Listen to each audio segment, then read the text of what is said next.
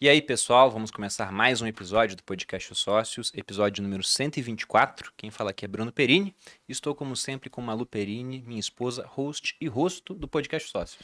Olá, pessoal, sejam bem-vindos a mais um episódio dos Sócios. Um dos maiores desafios de um negócio, principalmente quando ele começa a crescer, é a gestão das pessoas envolvidas no negócio. Porque enquanto ele é pequeno, tem 5 pessoas, você conhece todo mundo e sabe os problemas de cada um. A partir do momento que ele começa a crescer, tem um número que o Malcolm Gladwell chama de um número mágico, é 150. Ele fala, olha, depois de 150 pessoas, acabou. É como se fosse um outro negócio. Tem 300, divide em 2 150, que é melhor do que manter um só. Porque o nível de ligação, você conhecer todo mundo pelo nome, já não dá mais para fazer igual. E não sei porquê, né, se inspirado nisso ou não, mas se você pega, por exemplo, no exército, você tem as subdivisões, né? Você tem um pelotão que tem mais ou menos 30 pessoas, você tem uma companhia que tem alguns pelotões que chega a 120, 150, depende. Aí depois já vira um outro tipo de unidade. Quando eu li o Malcolm Gladwell, eu pensei, caramba, será que ele tá pegando uma inspiração lá de trás, porque isso tem muito tempo que é assim, ou simplesmente ele fez uma outra pesquisa e chegou nesse número? Mas ele tinha essa questão. E eu sempre comento com a Malu que uma das coisas mais desafiadoras no negócio é essa parte das pessoas. Porque o pessoal que está assistindo acha que física é difícil, por exemplo, né? Difícil é psicologia. Difícil é saber o que o outro está pensando, se ele está feliz, se está infeliz e o que ele vai fazer a respeito.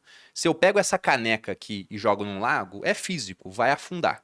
Se eu pego um pedaço de isopor e jogo num lago, é físico, vai boiar. Se eu pego o Edu e jogo num lago, ele pode afundar, ele pode boiar, ele pode nadar, ou como ele é mais forte do que eu, pode sair do lago e me jogar lá dentro. Eu não sei o que vai acontecer. Edu é imprevisível. Tenho medo às vezes. Eu olho assim e falo, caramba, o que ele tá pensando?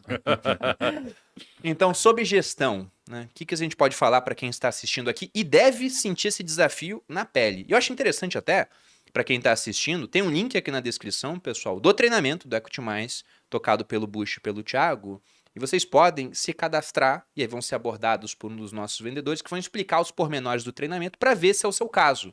Porque, como o Thiago muito bem disse, o estagiário anda com o estagiário e o CEO anda com o CEO. Então não adianta você entrar lá se você não tem um negócio ainda. Ah, eu quero criar um negócio. Não é esse o treinamento. Agora tem um negócio, já fatura ali, quanto? Uns 5 milhões? Qual que é o mínimo? Cara, acima de 1 milhão, a gente conversa com os consultores, mas geralmente os empresários que estão lá faturam mais de 3 milhões e têm mais de 10 funcionários, né? Então é isso. É essa fase do desafio de estar começando a ter uma empresa onde, se os 10 falarem contigo ao mesmo tempo, você não faz outra coisa no dia, por exemplo. Não consegue pensar na parte estratégica. Então, para quem está assistindo o podcast, se interessou por esses pilares que a gente está abordando, dê uma olhada aqui no link na descrição do podcast. Quer puxar aí? Gestão? Deixa eu trazer uma questão de gestão para provocar vocês. Eu sou péssima. Mentira, eu sou muito boa em gestão, é o que eu mais tenho dificuldade, porque eu acho que é uma evolução constante, né? Você sabe que eu tive na minha carreira, eu comecei muito cedo a fazer gestão de pessoas, né, com 20 anos. E imagina, com 20 anos no mundo de tecnologia. Então você é meio nerd, não sabe, né? Pessoa já não é bem o melhor das qualidades.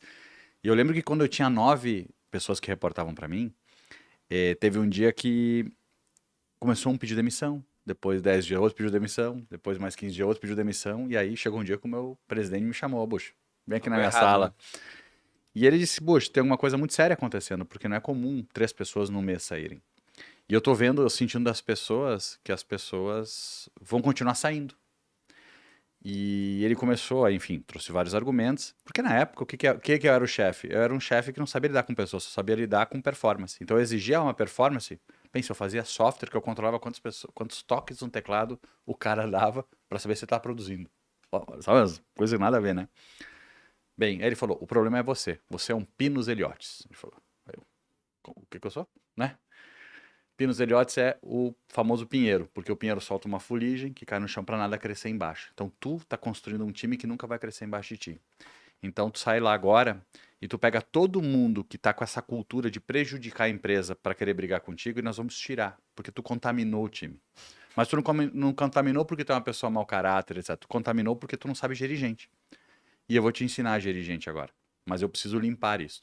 E no que nós organizamos, ou seja, as pessoas que não tinham a ética adequada para ficar, saíram tal, a gente sai com uma operação de mais de 500 pessoas depois. E eu tive que viver isso para entender que lidar com pessoas não tem a ver com ser bom ou ruim. Eu vejo muito empresário não lidando com funcionário como criança, não lidando como adulto, né? E aí eu pego vendas, só para fechar meu parênteses.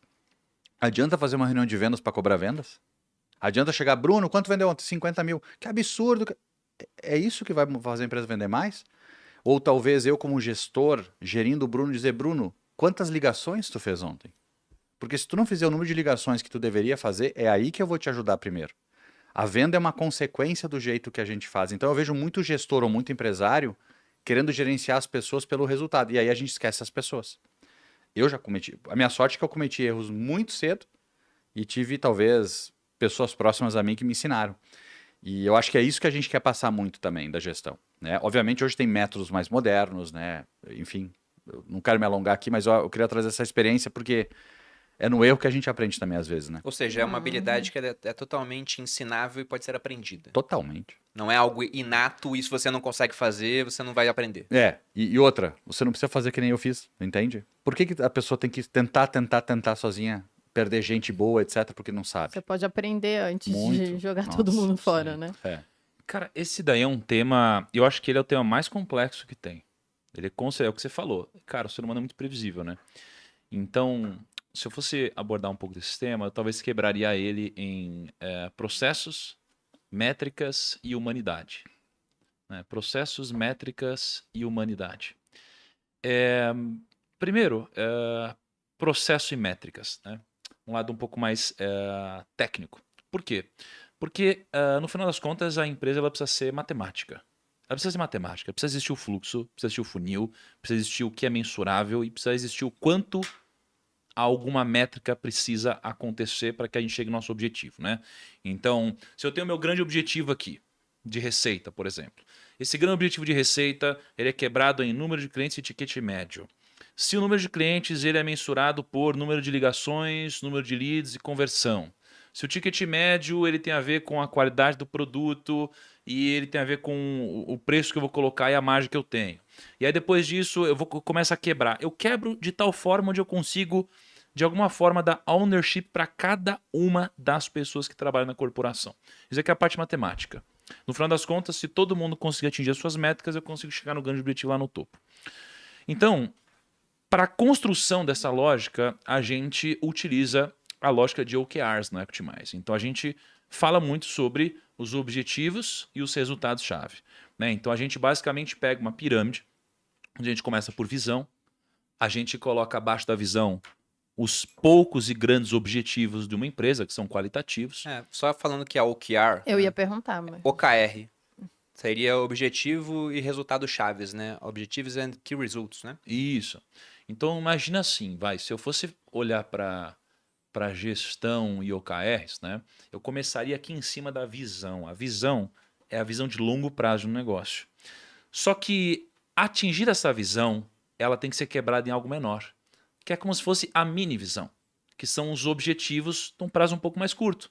1 ano, 2 anos, 6 meses. Esses objetivos eles são inspiradores, são qualitativos. Só que qual que é a evidência que eu atingi esse objetivo? Os meus resultados-chave, que geralmente são 2 ou 3 resultados-chave que são mensuráveis. Mas como que eu faço para criar a lógica matemática para chegar nesses resultados-chave? Bom, eu vou criar os meus KPIs, ou seja, as minhas métricas, as variáveis. Número de ligações, número de leads, ticket médio, para que eu possa atingir esse resultado. Só que abaixo disso, eu tenho a tática e a estratégia. Que é, de fato, como que eu vou fazer para ligar, por exemplo, 100 vezes por dia? Como que eu vou fazer para captar leads a um CPL, a um custo de R$3 por lead? Né? Então, você começa a criar estratégia, o tático, para que você consiga atingir cada uma dessas variáveis. E aí, esse business ele é completamente matemático. E a gente ensina no Optimize a criar esse modelo matemático para que a sua empresa seja muito mais profissional.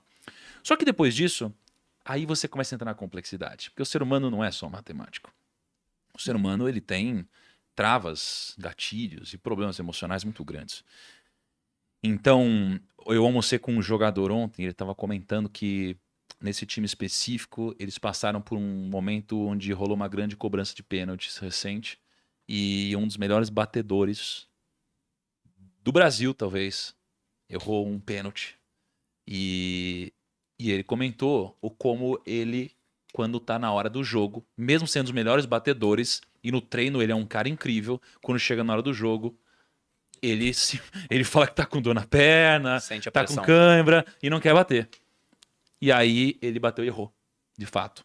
Só que, cara, como que a gente vai ensinar alguma coisa pra esse cara sobre o técnico de bater um pênalti? Não tem ninguém que bate pênalti melhor que esse cara.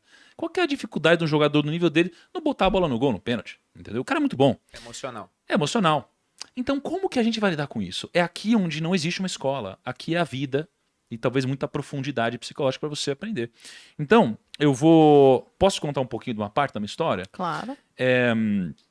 Eu tenho a lógica matemática e aí, recentemente, comecei a entender algumas coisas que acontecem na minha vida que são emocionais, tá?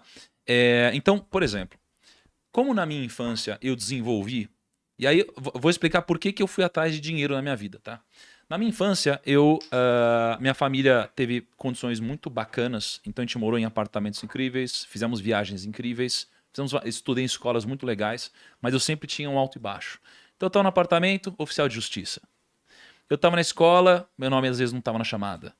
Eu voltava de uma viagem, a empresa quebrou. Então altos e baixos. Isso daqui cria feridas em você. Né? Isso daqui molda como você pensa. Do outro lado, eu era um cara...